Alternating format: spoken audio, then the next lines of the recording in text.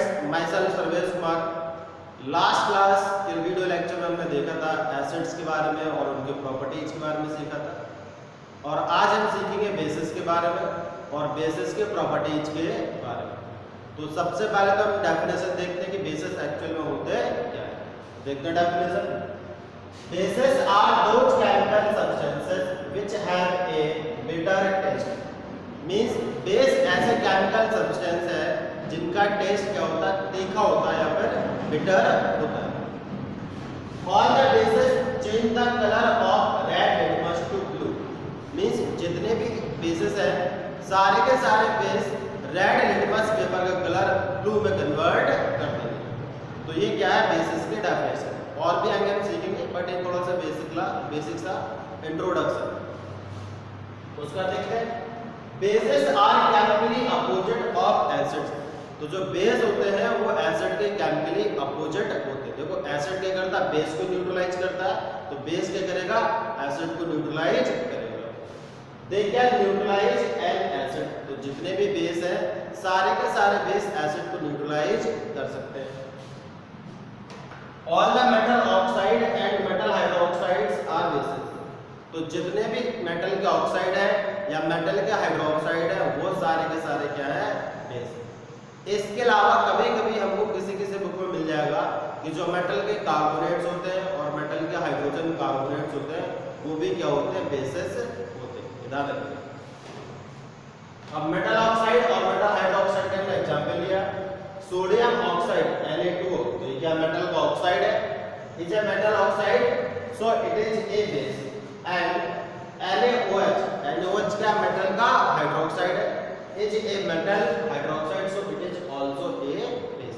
इसके अलावा और भी ऑक्साइड ले सकते हैं आप, potassium oxide, potassium hydroxide, calcium oxide, calcium hydroxide, बहुत सारे बेस पॉसिबल है। ये केवल हमने केस एग्जांपल के लिए। तो ये तो हो गया बेस के बारे में। अब हम सीखेंगे एल्कलीज क्या होते हैं। देखो बेस क्या है, ऐसे सब्सटेंस है जो एसिड को न्यूट्रलाइज करते हैं जिससे सॉल्ट और वाटर फॉर्म हो जाए। जब भी कोई भी बेस एसिड को न्यूट्रलाइज करेगा तो सॉल्ट एंड वाटर प्रोड्यूस करेगा। अब एल्कलीज क्या है, ऐसे बेस है जो कि वाटर में सॉल्युबल हो। मींस देखो बेस दो तरह के होंगे, एक वो बेस जो वाटर इनसॉल्युबल है, एक वो बेस जो वाटर सॉल्युबल है। तो जो बेस वाटर सॉल्युबल होते हैं उनको एक स्पेशल नेम दे दिया गया एल्कलीज। तो देखते हैं। Most of the bases do not dissolve in water but some bases dissolve in water. Those bases which dissolve in water without any chemical reaction are called alkalis. Means ऐसे bases जो water में dissolve हो जाए without any chemical reaction उन्हें हम क्या बोलेंगे, alkalis. Thus a base which is water soluble is called an alkali। तो ऐसा बेस जो वाटर soluble है उसे हम क्या बोलेंगे, एल्कलीज बोलेंगे। Some of common water soluble bases are NaOH, KOH and ammonium hydroxide। तो ऐसे कुछ हमने कॉमन एग्जांपल लिए हैं बेसिस के जो वाटर सॉल्युबल होते हैं, वो होते हैं NaOH, KOH, NH4OH। ये कुछ एग्जांपल है, इसके अलावा बहुत सारे एग्जांपल होते हैं, बट अभी हमें केवल इन्हीं तीन को बारे में सीखना है। तो समझ गए होंगे बेसिस क्या है। बेसिस वो केमिकल सब्सटेंस है जो एसिड को न्यूट्रलाइज कर दे जिससे सॉल्ट और वाटर प्रोड्यूस हो। बेसिस की और भी डेफिनेशन हो सकती है। बेसिस के टेस्ट क्या होते हैं, बिटर होते हैं। बेसिस क्या करते हैं, रेड लिटमस को ब्लू कन्वर्ट कर देते हैं। बेसिस एसिड को न्यूट्रलाइज कर देते हैं। अब एल्कलीज क्या है, वो बेसिस जो वाटर सॉल्युबल है। मींस हमने बेस को वाटर में डाला और वो डिसॉल्व हो गया तो उस बेस को बोलेंगे हम एल्कलीज। ठीक, तो ध्यान रखिएगा सारे के सारे बेस वाटर सॉल्युबल नहीं होते, जो वाटर सॉल्युबल हो जाएंगे उन्हें बोलेंगे एल्कलीज।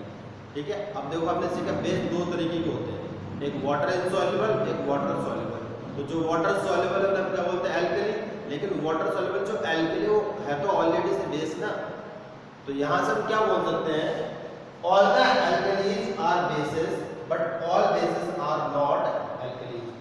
मींस जितने के जितने एल्कलीज हैं सारे के सारे क्या बेस है, लेकिन सारे के सारे बेस एल्कलीज नहीं है, बिकॉज बेस दो तरीके के हो सकते हैं, वाटर सॉल्युबल और वाटर इनसॉल्युबल। ठीक है, तो इसको आप नोट कर लीजिए, उसका हम आगे सीखेंगे। अब देखते हैं कि note, when an alkali dissolved in water it always produces hydroxide ions in solution। Means जब भी हम किसी भी एल्कली को वाटर में डिसॉल्व करते हैं तो ये हमेशा हाइड्रोक्साइड आयन प्रोड्यूस करते हैं। Thus alkali is a substance which dissolve in water to produce hydroxide ion। यहाँ से हम क्या बोल सकते हैं कि एल्कली एक ऐसा सब्सटेंस है जिसको हम वाटर में डिसॉल्व करें तो हाइड्रोक्साइड आयन प्रोड्यूस हो। अब कुछ एग्जांपल हमने लिए है कि NaOH को वाटर में डिसॉल्व करें तो कैसे ब्रेक होगा, Na plus plus OH minus, कि OH को वाटर में डिसॉल्व करें कैसे ब्रेक होगा, K plus and OH minus. Ammonium hydroxide को वाटर में डिसॉल्व करें कैसे डिसोसिएट होगा, NH4 plus plus OH minus. देखो ये दोनों क्या स्ट्रॉन्ग बेस है तो इनका डिसोसिएशन रिवर्सिबल प्रोसेस है, बट NH4OH क्या है, वीक बेस है तो इसका डिसोसिएशन क्या है, रिवर्सिबल प्रोसेस है। अब कैसे पता करेंगे बेटा कि कोई सा भी बेस स्ट्रॉन्ग है या वीक है, तो बल्ब वाला एक्सपेरिमेंट याद होगा बेटा। देखो बल्ब क्यों ग्लो करेगा, बिकॉज वहां से करंट फ्लो होगा और करंट किसकी वजह से फ्लो होगा, आयंस की वजह से। आयंस ज्यादा होंगे तो करंट ज्यादा फ्लो होगा, बल्ब तेज ग्लो कर जाएगा। आयंस कम हो गए तो करंट कम फ्लो होगा, बल्ब थोड़ा सा डिम ग्लो करेगा। ठीक, तो अब हम यहाँ से डिफाइन क्या कर सकते हैं, स्ट्रॉन्ग बेस और वीक बेस क्या है, या स्ट्रॉन्ग एल्कलीज या वीक एल्कलीज क्या है। ऐसे एल्कलीज जिनको हम वाटर में डिसॉल्व करें और वो कंप्लीटली आयोनाइज हो जाए, जैसे कि large number of ions produce हो, तो उन्हें बोलेंगे हम बेटा स्ट्रॉन्ग बेस या स्ट्रॉन्ग एल्कलीज। और वीक बेस या वीक एल्कलीज क्या है, कि जिनको हम वाटर में डिसॉल्व करें जिससे वो पार्शली आयोनाइज हो। जब वो पार्शली आयोनाइज हो गए तो जो नंबर ऑफ आयंस प्रोड्यूस होंगे वो नंबर ऑफ आयंस क्या होंगे, कम हो गए। जब नंबर ऑफ आयंस कम हो गए तो करंट कम फ्लो होगा। वीक एल्कलीज क्या है या वीक बेस क्या है, ऐसे बेस जिनको हम वाटर में डिसॉल्व करें तो पार्शली आयोनाइज हो, जिससे कि कम नंबर ऑफ आयंस प्रोड्यूस हो। यहाँ से एक चीज कॉमन देख रहे हैं कि सारे बेसिस में कॉमन क्या है, हाइड्रोक्साइड आयन। तो हम यहाँ से क्या बोल सकते हैं, A common property of all the alkalis is that they all produce hydroxide ions when dissolved in water। Means सारे alkalis में कॉमन प्रॉपर्टी है कि जब उनको हम वाटर में डिसॉल्व करते हैं तो वो हाइड्रोक्साइड आयन प्रोड्यूस करते हैं। इसको आप नोट कर लीजिए।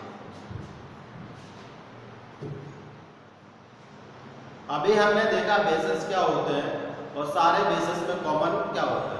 अब हम सीखेंगे बेसिस के प्रॉपर्टीज। तो स्टार्ट करते हैं। पहला प्रॉपर्टी है बेसिस हैव बिटर टेस्ट। इसका मतलब ये है कि बेस का टेस्ट क्या होता है, तीखा होता है, मींस हल्का सा बिटर होता है। सेकंड, बेसिस फील सोपी टू टच। इसका मतलब ये है कि जब हम बेस को टच करेंगे तो स्लिपरी फील आएगा। स्लिपरी फील का मतलब क्या है, जैसे हम सोप को टच करते हैं तो स्लिपरी फील आता है, वैसे हम बेस को टच करें तो स्लिपरी फील आएगा।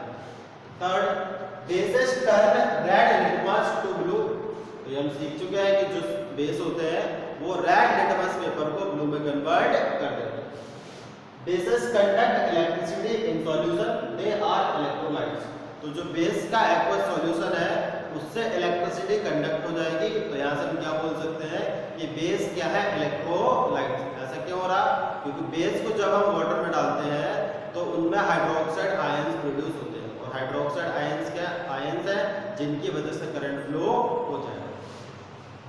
Bases react with some metals, zinc, aluminium.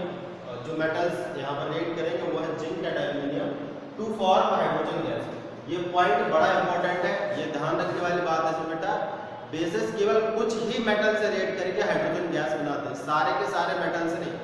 और मेटल कौन कौन से हैं, वो मेटल है जिंक और एल्यूमिनियम, जो कि अपने सिलेबस में है। इसके अलावा और भी मेटल्स हैं, उनके बारे में हम डिस्कस करेंगे हायर क्लासेस में।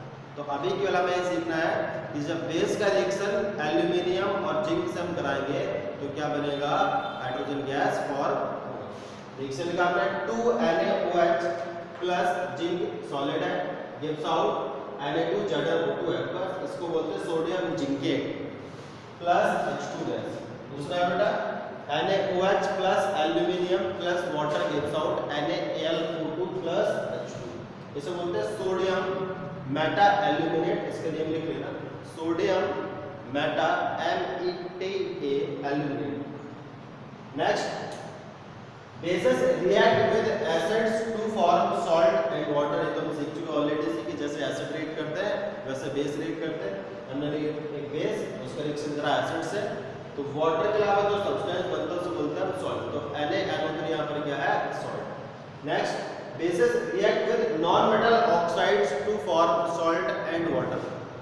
इससे पहले वाले वीडियो लेक्चर में मैंने डिस्कस किया था कि जो मेटल के ऑक्साइड है वो बेसिक होते हैं और नॉन मेटल के ऑक्साइड क्या होते हैं, एसिडिक होते हैं। तो इस रिएक्शन में किसकी तरह काम करेगा, एसिड की तरह काम करेगा, और ये क्या है, बेस है। तो एसिड और बेस रिएक्शन होने से क्या फॉर्म होता है, सॉल्ट एंड वाटर। तो उसी तरीके से यहाँ पर फॉर्म हो जाएगा सॉल्ट एंड वाटर।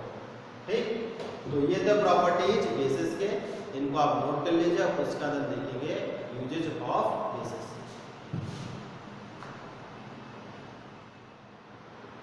अब देखते हैं यूजेज ऑफ बेसिस। तो फर्स्ट है, sodium hydroxide is used in the manufacture of soap, paper and A synthetic fibre called rayon. तो जो सोडियम हाइड्रोक्साइड है उसका यूज करते हैं हम सोप बनाने में, पेपर बनाने में, और एक आर्टिफिशियल या सिंथेटिक फाइबर जिसको बोलते हैं हम रेयॉन, इसको बनाने में। ठीक, तो ये था सोडियम हाइड्रोक्साइड का यूज। सेकंड देखते हैं बेटा, calcium hydroxide called slag lamp is used in the manufacturing या मैन्युफैक्चर ऑफ ब्लीचिंग पाउडर। जो कैल्शियम हाइड्रोक्साइड है उसका यूज करते हैं बेटा ब्लीचिंग पाउडर बनाने। इस चैप्टर में आगे सीखेंगे हम ब्लीचिंग पाउडर एक्चुअल में होता क्या है और उसको हम कैसे प्रिपेयर करते हैं। Magnesium hydroxide is used as an antacid to neutralise excess acid in the stomach and cure indigestion. कभी कभार क्या हो जाता है कि किसी पर्सन को ओवर ईटिंग की वजह से एसिडिटी हो जाती है। तो एसिडिटी का मतलब क्या है कि स्टमक में बहुत ज़्यादा एसिड प्रोड्यूस होना स्टार्ट हो गया। तो अब हम क्या करना है, उस एसिड को न्यूट्रलाइज करना है। तो उस एसिड को न्यूट्रलाइज करने के लिए क्या चाहिए, हमें एक बेस चाहिए, लेकिन बहुत स्ट्रॉन्ग बेस नहीं चाहिए। बहुत स्ट्रॉन्ग बेस हम कंज्यूम कर लेंगे तो उससे प्रॉब्लम हो जाएगी। तो हम एक माइल्ड बेस यूज करते हैं जो कि है मैग्नीशियम हाइड्रोक्साइड। तो ये under the name milk of magnesia, इसको हम यूज करते हैं इंडाइजेशन को क्योर करने के लिए। एक सिरप टाइप आता है। Next, sodium carbonate is used as washing soda and for softening hot water. तो जो सोडियम कार्बोनेट है उसका यूज करते हैं हम वॉशिंग सोडा बनाने में, और उसके अलावा हार्ड वाटर को सॉफ्ट करने में। हार्ड वाटर क्या होता है, सॉफ्ट वाटर क्या होता है? हार्ड वाटर ऐसा वाटर होता है बेटा जो सोप के साथ फोम प्रोड्यूस नहीं करता है, जिससे कि कपड़े हमारे क्लीन नहीं होते हैं। सॉफ्ट वाटर क्या होता है, ऐसा वाटर जो सोप के साथ बहुत इजीली फोम प्रोड्यूस हो जाए, फोम प्रोड्यूस करते हैं जिससे कि हमारे क्लॉथ बहुत इजीली क्लीन हो जाए, उसे बोलते हैं सॉफ्ट वाटर।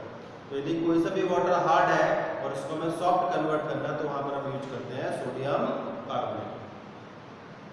नेक्स्ट है, sodium hydrogen carbonate is used as baking soda in cooking food for making baking powders as an antacid to cure indigestion and in soda acid fire extinguishion. तो जो sodium hydrogen carbonate है उसका use करते हैं food materials को बनाने में, cake को बनाने में, और हमें इंडाइजेशन है, इंडाइजेशन का मतलब स्टमक में बहुत ज़्यादा एसिड प्रोड्यूस हो रहा है तो वहाँ पर हम NaSCO3 भी कंज्यूम कर सकते हैं। और NaSCO3 क्या होता है, बेसिक होता है, तो जो एक्सेस ऑफ एसिड प्रोड्यूस हो उसको न्यूट्रलाइज कर देता है। इसके अलावा इसको यूज करते हैं सोडा फायर एक्सटिंग्विशर्स बनाने में। ये सारे जो NaSCO3 के यूज है इनको हम इस चैप्टर में आगे डिस्कस करेंगे। ठीक, तो इसको आप नोट कर लीजिए। आज के लिए बस